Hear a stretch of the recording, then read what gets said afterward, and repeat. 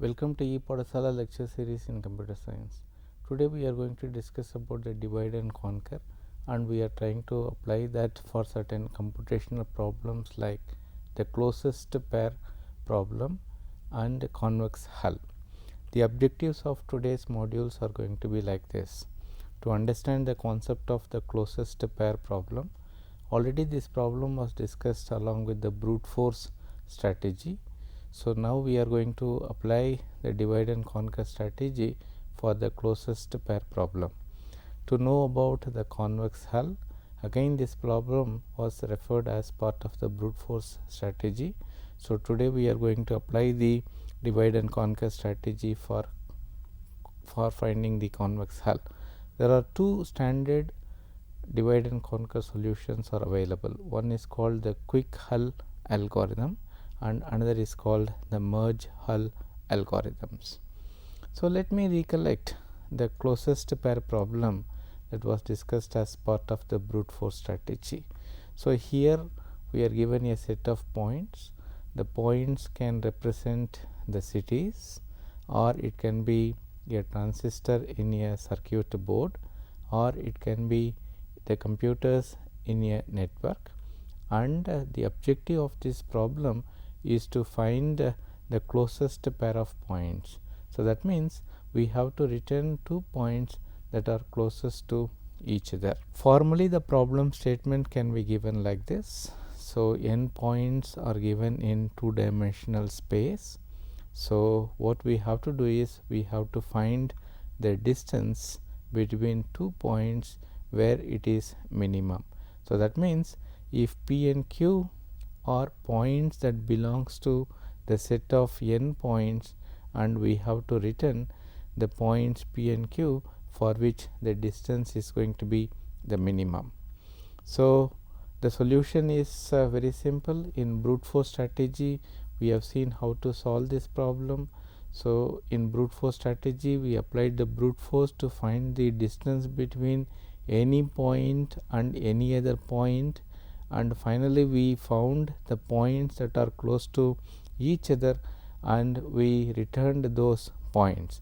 That was a solution outline as part of the brute force strategy. So how to find the closest one? So again you can recollect that we solve this problem by means of the distance measure, and lots of distance measures are available like Euclidean distance, Manhattan distance, city block distance, etc. And this is the formula for finding the Euclidean distance. Given 2 points of the coordinate positions, this is the formula to compute the Euclidean distance. So you can recollect in the earlier module we discussed that the Euclidean can be a fraction, and sometimes it takes a lot of time because it involves finding the squares as well as the square root 2. So in that case we can go for some sort of an approximation.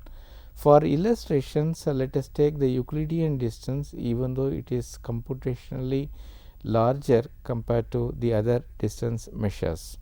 And also you can recollect that the distance between 2 points A and B is equal to the distance between B and J.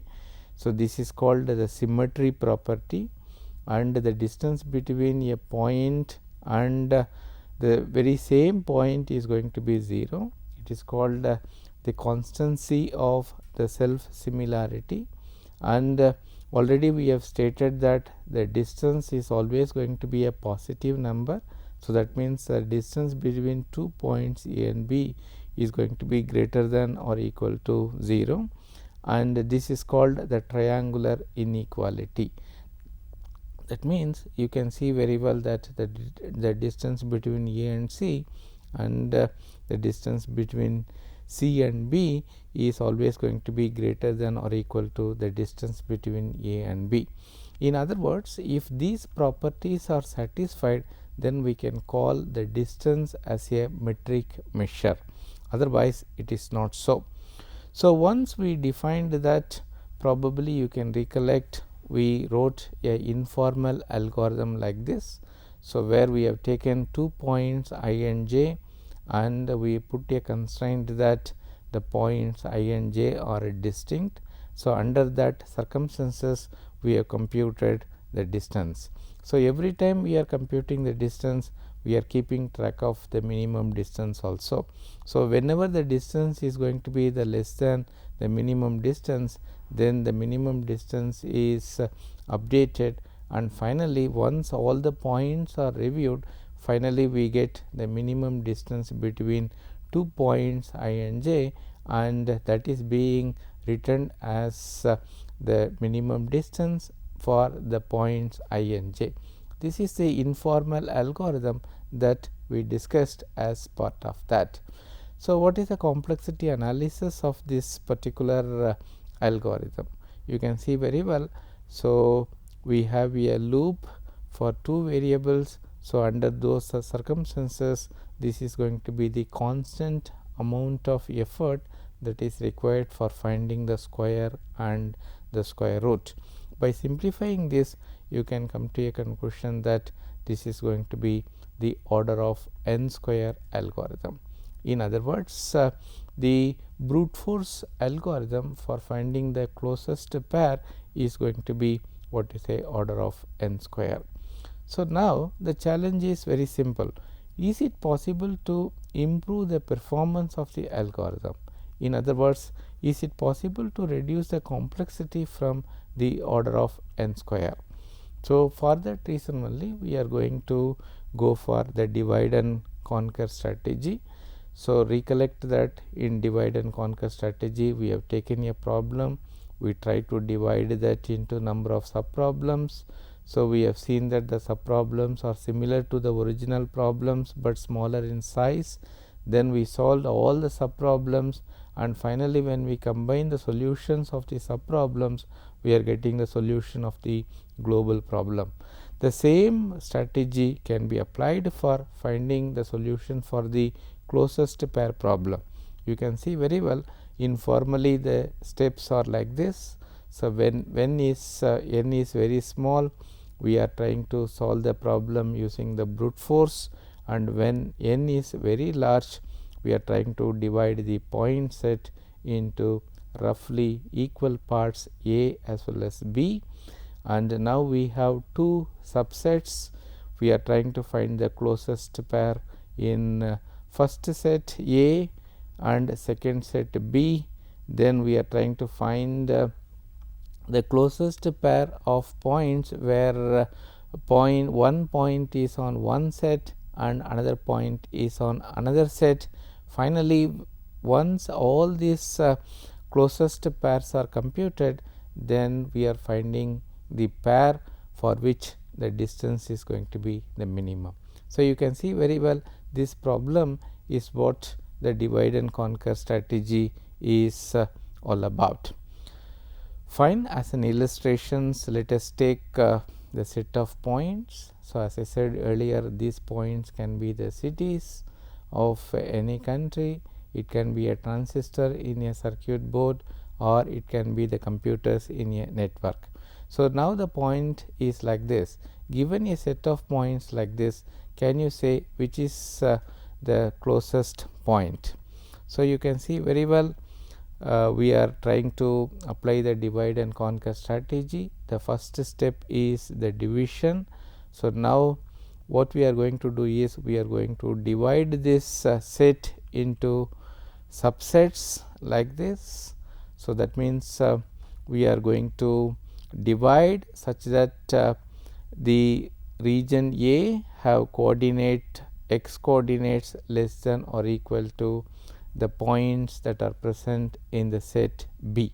So, that means you can see very well this is the median line that is going to split this set of points into 2 subsets. So, once we have 2 subsets, so you can recollect how our strategy is going to be. So, we are going to find the closest pair in set A, and we are going to find the closest pair in set B, and then we are going to find the closest pair of points where one point is in region A and another point is in region B. So, you can see very well, now you can find the closest pair of set A. So, let us assume that D1 is going to be the distance between the points that are closest in the set A. So, this is how it goes for the other set. In other set B, so you can find the closest points for which the distance be D2. So, now you can see very well the minimum distance is what our objective is. Therefore, the minimum distance is going to be the minimum of D1 and D2. So, that means let us call this as the distance D, but one case is left out, that is, there is a possibility that the closest points can be across the set, where one point can be in set A and another point can be in set B. So, that means our answer is not complete until that is obtained. Fine. So, for that what we are going to do is we are trying to find the portion across this line where that distance between points across the regions needs to be computed. In other words, let us assume that D1 is going to be the minimum distance. If that is the case, then only that minimum distance across this line needs to be examined, and there is no point in finding the distance between, let us say, this point and this point. It is of no use at all. So, what we are trying to do is we are trying to find the minimum D, and then we are trying to create a border around this line, so that the third case can be restricted to this particular portions. So, now you can see very well this creates the region. In fact, two regions are created where the third case needs to be applied. Let us call this as region A and region B. So, now this region needs to be explored for the third case, right? Fine. So, let us take this particular point. Fine. So, let us call this point as Q. So, as per our logic, this exists in region A. So, according to the third case, the corresponding closest happens to be on this side, that is in region B. So, this is where we need to apply some sort of a thinking. So, this point, this corresponding point for Q cannot happen beyond this particular point, because this is where the minimum distance D is all about. In other words, you can see very well the corresponding point for Q should exist only in this particular region, because if the corresponding point is outside this region, then the distance will be more than what already we have computed as the minimum distance D. Therefore, now we can come to a conclusion that for finding the correspondence, only this region needs to be analyzed. In other words, you can see very well. So, this region only we have to check 6 points and not more than that. So, that means, now you can see very well the distance computation between the point Q should be done only with what you say these 6 points. In other words, now you can see very well the problem is now reduced to just 6 comparisons. So, this is a linear time. Therefore, we can come to a conclusion that suddenly the algorithm complexity is reduced, because we need to compute the distance between Q and only these 6 points. Okay. So, this is the maximum comparisons that is required. So, therefore, this fastens the process. So, now you can see very well how our algorithm is going to be. If the number of points are going to be very small, So, we are going to solve that using the brute force approach itself.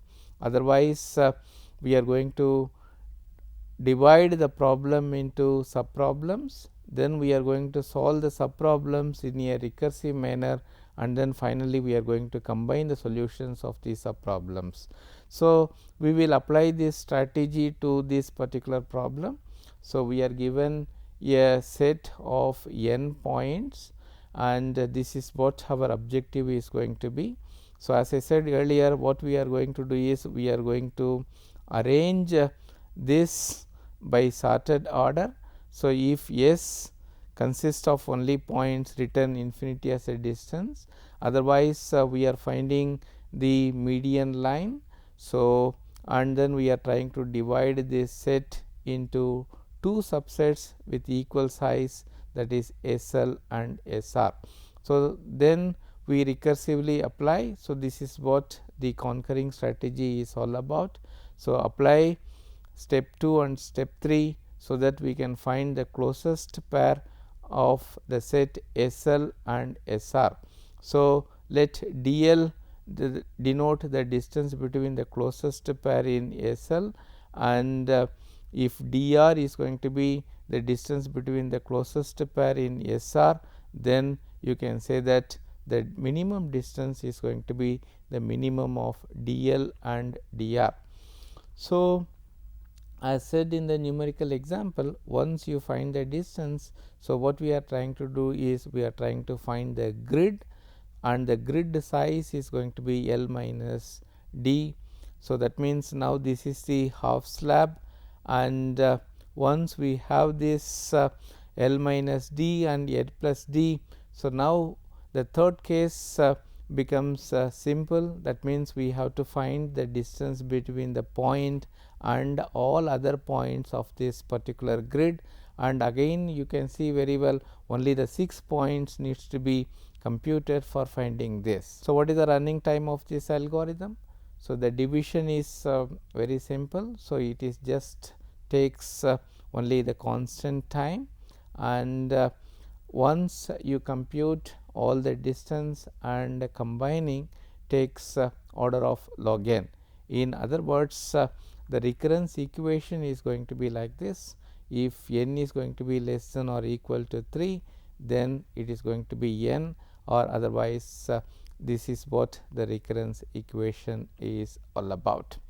Find the total time is not more than what is a order of n log square n.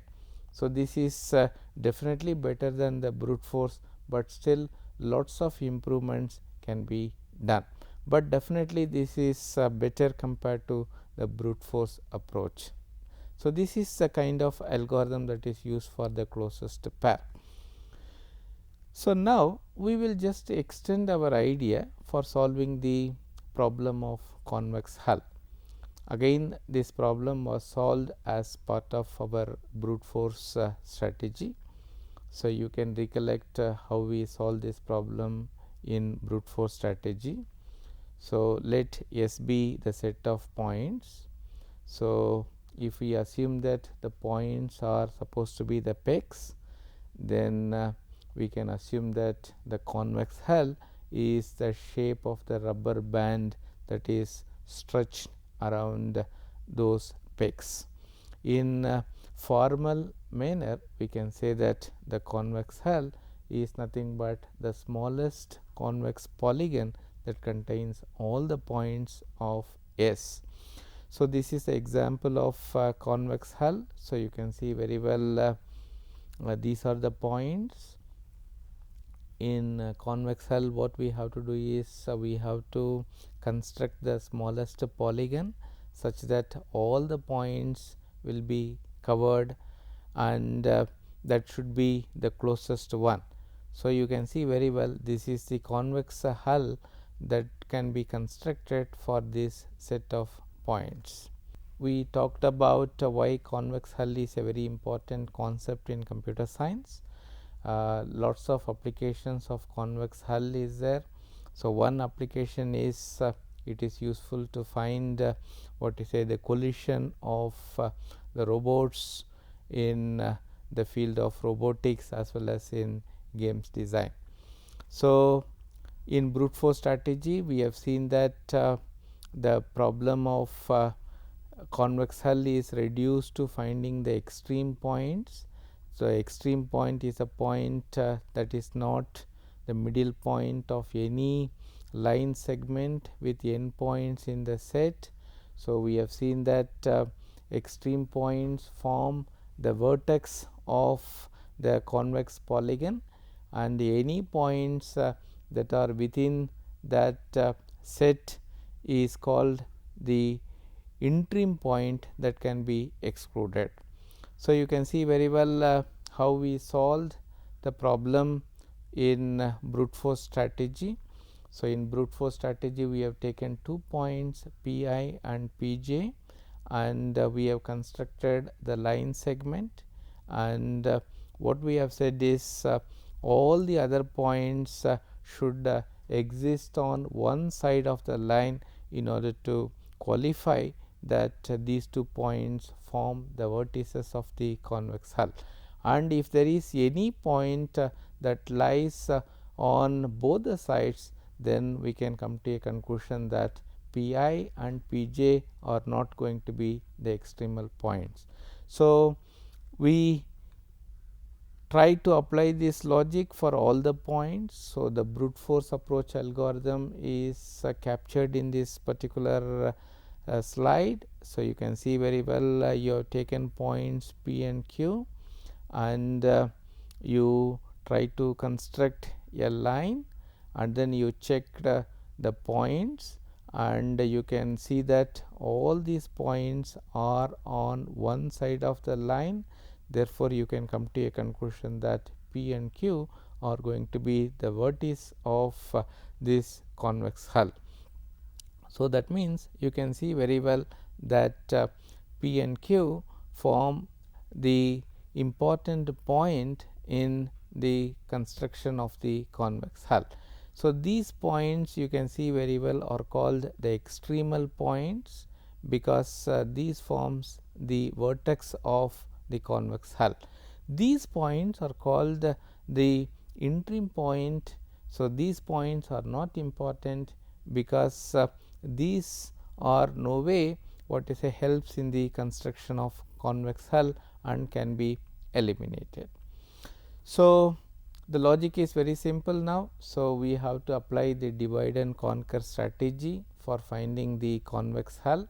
So, we want to improve the performance of the brute force technique. So, we want to reduce the complexity. So, lots of efforts have been made. One such effort was made by the person called Preparata and Shamos in 1985.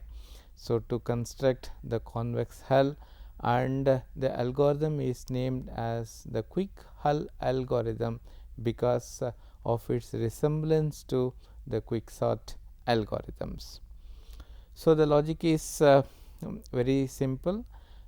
We identify the points A and B. What we are trying to do is we are trying to check whether these points are going to be what we say the extreme points or not. So, for that to happen, what we are trying to do is we are trying to find the farthest point C from the line A and B. So, now we are trying to construct some sort of a triangle with these points, and then we are going to check whether the points are falling within this triangle. Otherwise, we are coming to a conclusion that this is not the convex hull. This is the illustration of this particular idea. So, you can see very well there are lots of points are there. The problem is to find the convex hull of these points. So, we are taking two what is a points that are distant from each other. So, A and B. So, now we are constructing a line between A and B, and we are trying to find the farthest point for this particular line A and B. So, let us assume that this is the farthest point of this particular line, means now we are connecting A and C and B and D, so that we have some sort of a triangle. So, you can notice the similarity between this algorithm and the quicksort. In quicksort also, what you are trying to do is you are trying to partition the list into two lists by choosing a pivotal element, so that the list will have more or less similar points. The same logic is being used for the construction of this particular triangle. So, once we have this triangle, so what we have to do is we have to check whether these points fall within or outside the triangle. If all the points fall within the triangle, then we can come to a conclusion that this is going to be the vertex of the convex hull, otherwise it is not. This is what the idea is all about. So, you can see very well the set of points are tried to divide into two sets by P1 and Pn. So, line is constructed. So, a point P max is obtained, the triangle is formed. So, you can see very well all these points are very important and these points are not going to be what you say important at all. So, this is what the informal algorithm is all about. So, we are taking a set and we are finding points P1 and Pn. So, we are trying to what you say find P max, then we are constructing what you say the triangle, then you can see very well we are getting triangle and the result is going to be the quick hull P1 P max A, which is concatenated with quick hull P max Pn and B. So, this is the elaboration of the informal algorithms. So, you can see very well the points are first sorted based on the x coordinates. First point is P1 and Pn, so that these two form the points for which the distance is going to be the maximum.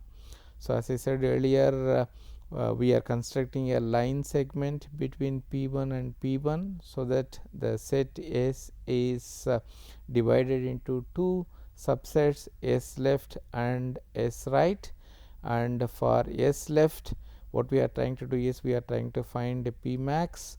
So, what we are trying to do is once this P max is obtained, we are trying to form the triangle.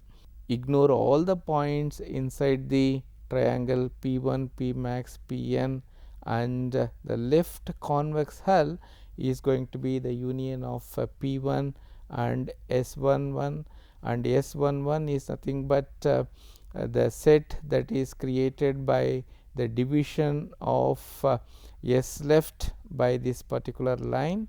So, the left convex hull is going to be P1 union S11 union P max, and similarly the right convex hull is formed. Then finally, by combining this left and right convex hull, we are getting the final convex hull. What is the complexity analysis of this algorithm?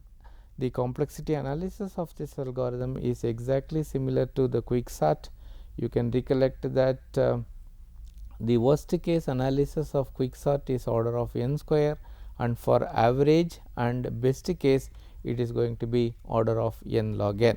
In other words, this algorithm complexity analysis is also exactly similar to the quicksort algorithms. The same problem can be approached in a different angle. It is called the merge hull.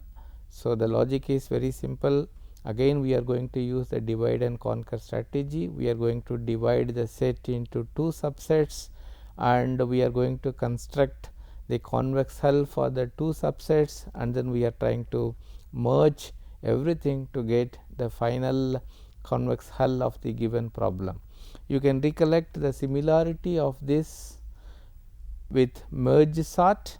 So, that is the reason why we are calling this as the merge hull. So, we are trying to divide the problem into two subsets of n by 2 each. You construct convex hull for both the things, then we are trying to combine everything. So, this is what the hull is going to be. So, we are trying to find the upper tangent and the lower tangent, and once we have this, then we are going to merge everything to get the final convex hull. This is what the algorithm is going to be. So, we are taking the set S, then we are trying to divide this into two subsets, S left and S right, just like our merge sort. Once the sets are formed, then we are forming the convex hull, then we are trying to find the lower and upper tangent. Then once we have this, then we are going to merge the left and upper convex hulls. This is what it is going to be. This is one convex hull, this is another convex hull, both corresponds to the points of two different sets. Now, I am trying to find the upper tangent and lower tangent, and once these tangents are obtained, then we can eliminate all the things so that it becomes the final convex hull. How to find that? Fine, you can see very well, we can trace this DE and F, and you can see very well the angle is going to be like this. Therefore, F is not part of F. So, F can be bypassed and E and G can be what is say connected. So, using this particular logic, we can form the hull of both the left set and right set, and once we have that, fine, we can merge everything. What is the complexity analysis of that? The complexity analysis of that is going to be the order of n log n, because the complexity analysis is going to be exactly similar to the merge sort.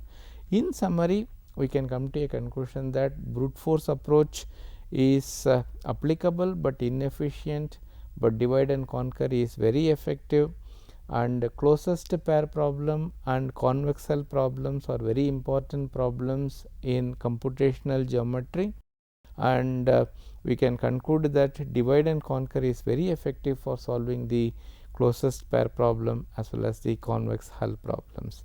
These are the references. So, with this thing we have come to the end of this particular module. Next module we will discuss some more applications of divide and conquer strategy. Thank you very much.